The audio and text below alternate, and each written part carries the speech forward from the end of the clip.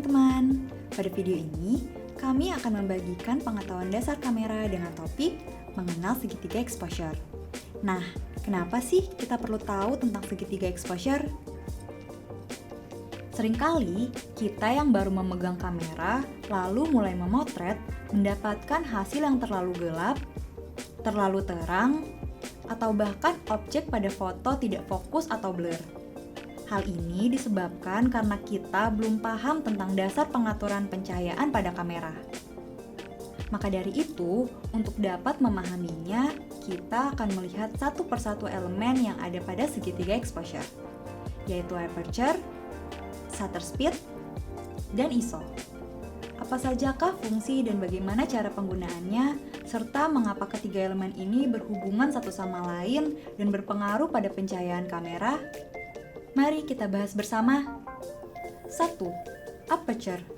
Aperture merupakan bukaan diafragma pada lensa kamera yang diukur dengan satuan f-stop. Fungsi diafragma itu sendiri adalah sebagai pengukur intensitas cahaya yang masuk ke sensor kamera. Semakin kecil angka aperture-nya, maka semakin banyak cahaya yang akan masuk. Dan sebaliknya, semakin besar angkanya, maka cahaya yang masuk akan semakin sedikit.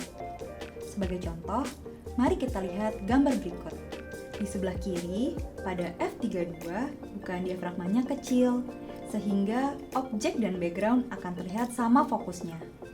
Sedangkan pada f1,4, objek akan terlihat fokus dan background terlihat samar. Pengaruh aperture pada sebuah foto adalah untuk menciptakan depth of field yang dapat memberikan detail baik itu pada objek utama ataupun background tergantung dengan kebutuhan. 2. Shutter speed. Shutter speed merupakan cepat lambatnya gerakan buka tutup jendela shutter. Satuan untuk mengukur shutter speed dengan detik. Contoh, 1/100 detik, 1/60 detik, dan sebagainya. Untuk lebih jelasnya, mari kita lihat video berikut. Apabila kita melihat bagian dalam kamera DSLR ini, terdapat sensor di dalamnya.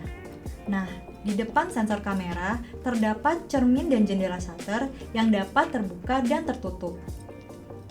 Apabila shutter speed-nya cepat atau tinggi, misalnya ada pada angka 1/250, maka jendela shutternya akan menangkap cahaya lebih sedikit, sehingga pergerakan objek terlihat lebih detail. Sedangkan dengan shutter speed yang lambat atau rendah, pada kecepatan 1/25 atau 1/10, cahaya yang ditangkap akan lebih banyak dan pergerakan objek akan menjadi tidak fokus atau blur. Lalu, kapan kita harus menggunakan shutter speed yang rendah dan tinggi? Mari kita lihat foto berikut ini. Pada foto sebelah kiri, terlihat gerakan rambut yang blur dan model terlihat tidak fokus. Ini dikarenakan shutter speed yang kita gunakan rendah, maka akan menghasilkan efek motion blur pada objek yang bergerak. Sedangkan pada foto sebelah kanan, terlihat detail pada helai kibasan rambut dan gerakan model menjadi freeze. Dari contoh ini, dapat kita simpulkan bahwa fungsi dari shutter speed adalah untuk menangkap gerakan pada foto. 3. ISO. ISO merupakan suatu ukuran yang menentukan tingkat sensitivitas cahaya pada sensor kamera. Semakin kecil ISO yang digunakan, maka akan semakin detail objek pada foto. Karena sensitivitas sensor yang rendah, kualitas gambar yang dihasilkan akan semakin baik pula. Sedangkan penggunaan ISO yang besar, sensitivitas sensor akan bertambah sehingga akan menimbulkan noise atau bintik-bintik kecil pada foto yang membuat kualitas foto pun menurun.